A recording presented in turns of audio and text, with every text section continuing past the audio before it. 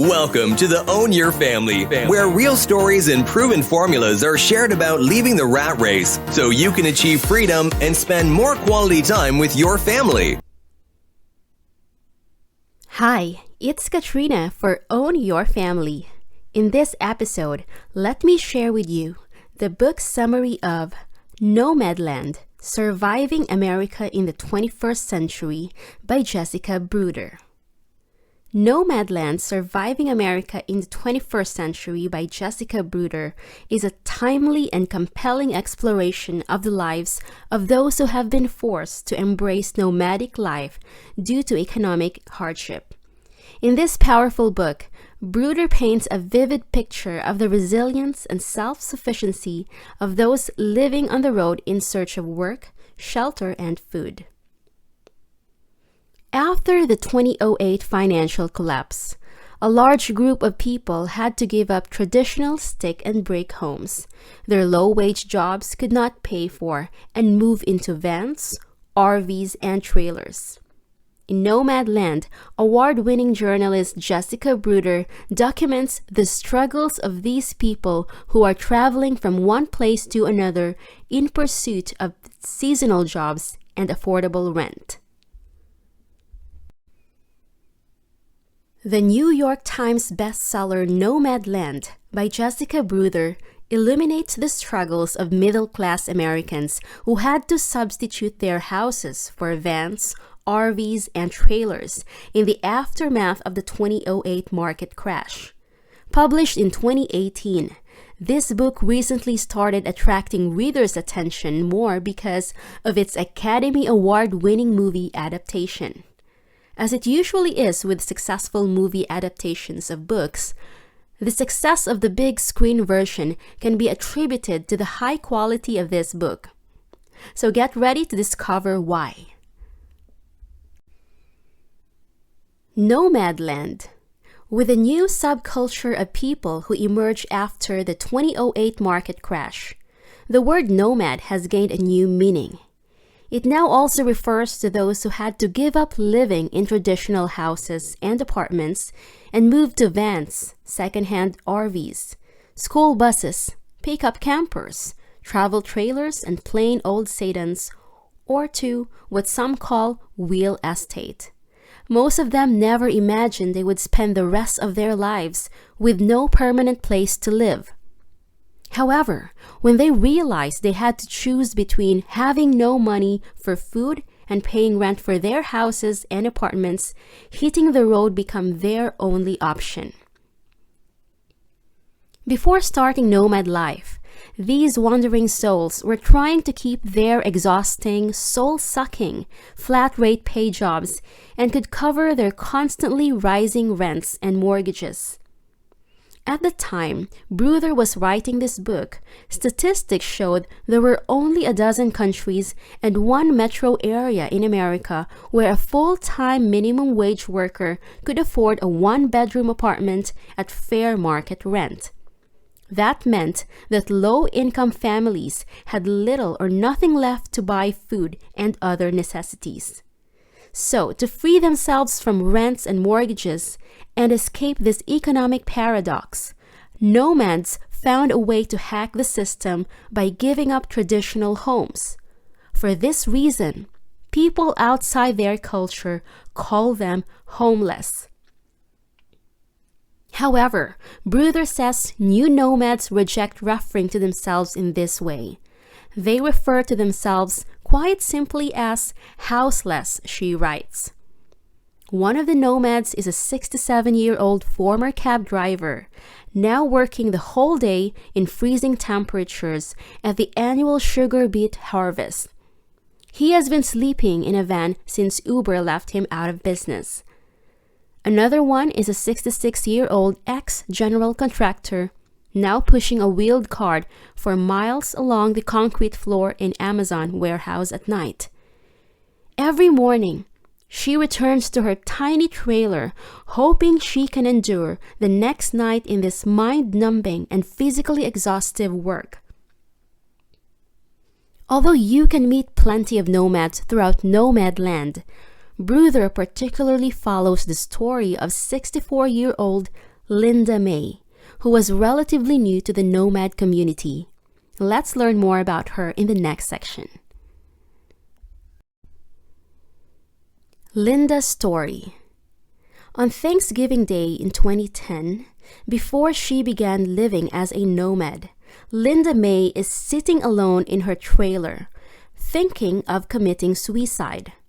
She was 60 years old, jobless, and with no place to live.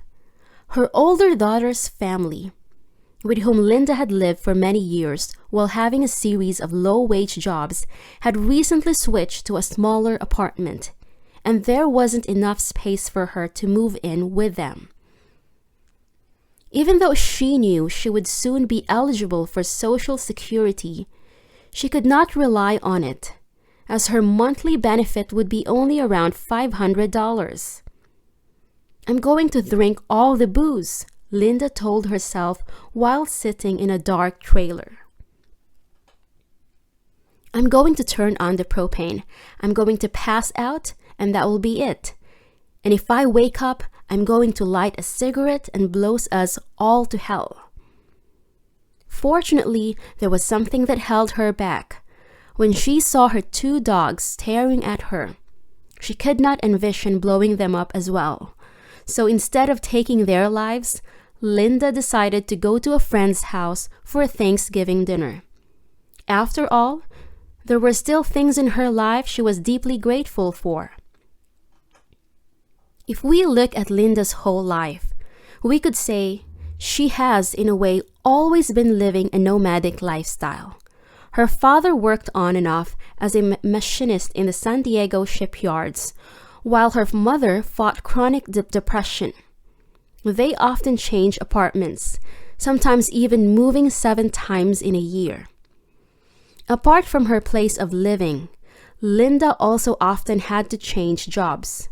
She worked as a trucker, cocktail waitress, general contractor, flooring store owner, insurance executive, building inspector, IRS phone representative, a caregiver at a traumatic brain injury facility, dog feeder, and kennel cleaner in a government program for seniors, and the feeder of ducks and quail at a hunting lodge.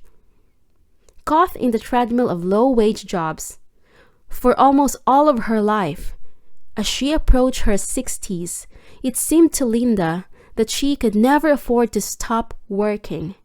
She needed a long-term plan for her future.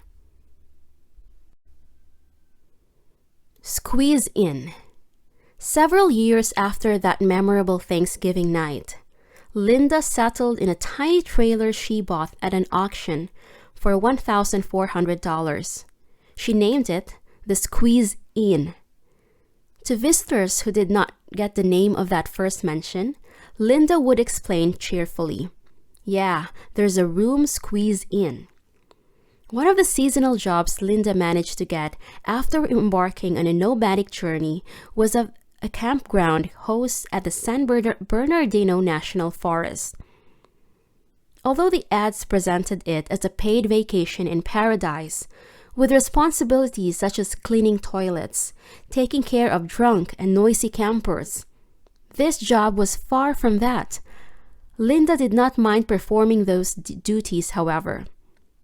When asked how she felt about the toilet cleaning, Linda said, "I want them cleaned because my campers are using them," she says. "I'm not a germaphobe. You snap on some rubber gloves and you do it." In the end, this job brought her independence she lacked when living in her daughter's home, where she was sleeping on a couch by the front door. While other workers at the campsite often complained about the working conditions there, Linda managed to bear the job's hardships because she had a dream for her future. As Bruder says, her hopes were quiet, literally down to earth, made out of dirt and other people's trash. Linda wanted to construct an earth ship, a passive solar home made of discarded materials such as cans and bottles, with dirt-filled tires for its load-bearing walls. Invented by a radical New Mexican architect Michael Reynolds, Earthships are designed to keep their inhabitants off the grid. The idea of living in a unique, self-sufficient house she could build with her own two hands deeply appealed to Linda. She already had rough ideas for getting free materials and recruiting volunteers to help with the whole project. The only thing she needed were money and a cheap piece of land somewhere with lax building codes. Amazon Camper Force. One of the changes the growing nomad community brought to the job market is the rising number of employers offering seasonal jobs that include free campsites with power, water, and sewer connections. Bruder says the most aggressive recruiter among them has been Amazon Camper Force. At nomad-friendly events, the company recruiters often come to pass out now hiring flyers along with promotional materials including stickers, notepads, paper fans, tubes of lip balm, landscape calendars, and koozies, the neoprene sleeves that keep beer cans cold. As the name already suggests, this program used the traits of a nomadic lifestyle to build its brand. Its logo, for instance, is an image of a black RV in motion. Before launching Camper Force, Amazon had struggled for years to increase its staff to meet the high demand for Christmas. It tried out various hiring programs, among which recruiting nomads turned out to be the most successful. In fact, according to rough estimates, 1 out of 4 campers have been working at one of Amazon's warehouses at one point. One might assume how demanding it may be to spend 10-hour-long shifts doing physical work in an environment where the temperature may sometimes exceed 90 degrees. When Bruder met Linda Chesser, a 68-year-old working with the Amazon Camper Force, she told Bruder she was thankful for ibuprofen. I take 4 when I leave for work in the morning and 4 when I get back at night. Luckily for her, Amazon provided an unlimited amount of free painkillers for its workers in wall-mounted dispensers in the warehouse. Why is a company like Amazon hiring older candidates when younger ones are certainly more suitable for the jobs it offers? First of all, older workers are more dependable and therefore more committed to the job. Furthermore, they seldom take days off or express any revolt. Third, Amazon gets federal tax credits for hiring disadvantaged workers that range from 25% to 40% of wages. As one of the Camper Force workers told Bruder, since they are getting us off government assistance for almost 3 months of the year, we are tax deduction for them. What is the future of nomads? Over time, as the number of nomads began to grow with each year, their online community began to grow too. For instance, a thread called Van Dwellers on Reddit has attracted more than 26,000 readers since 2010. YouTube is abundant with do-it-yourself video campers made to help each other. There are also numerous blogs, among which the most popular has been created by Bob Wells called Cheap RV Living. At one point, online conversations between nomads turned into offline gatherings over campfires in forests and deserts around the country. For some of them, spending holidays together became more appealing than reuniting with their family. Like small festivals, these gatherings are rich in various events, sessions on living in small cars, community talent shows, including singing, dancing, and acting, just to name a few. However fun and exciting this living style might sound, you cannot help wondering what will become of all these people. Many of them who had gotten off the road began living with their adult children. But how about those without offspring? Or those with children who are also struggling financially? Some of the stories Bruder heard when interviewing these people were quite disturbing.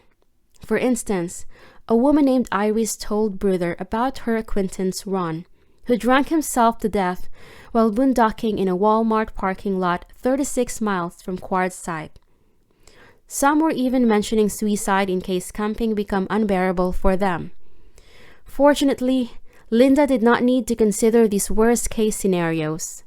By buying the 5-acre land near the border town of Douglas, Arizona, she got closer to fulfilling her dream of building an Earth ship.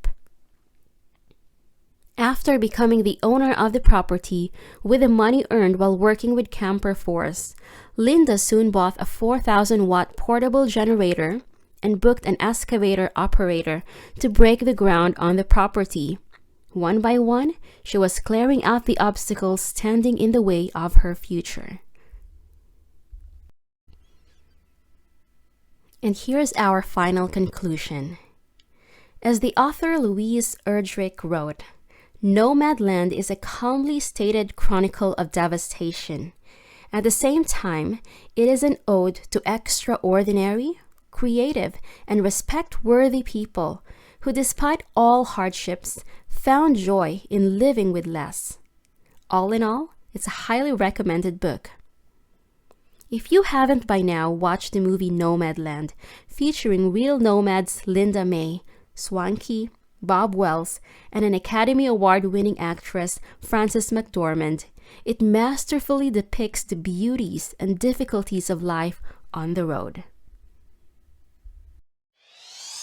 Thanks for listening. Join our online family by signing up for your free account at www.ownyourfamily.com and begin your journey to freedom. Want to get there faster? Book a strategy call with us at ownyourfamily.com/book a call. As always, be sure to leave a rating and subscribe to our podcast and channel so you never miss a future episode.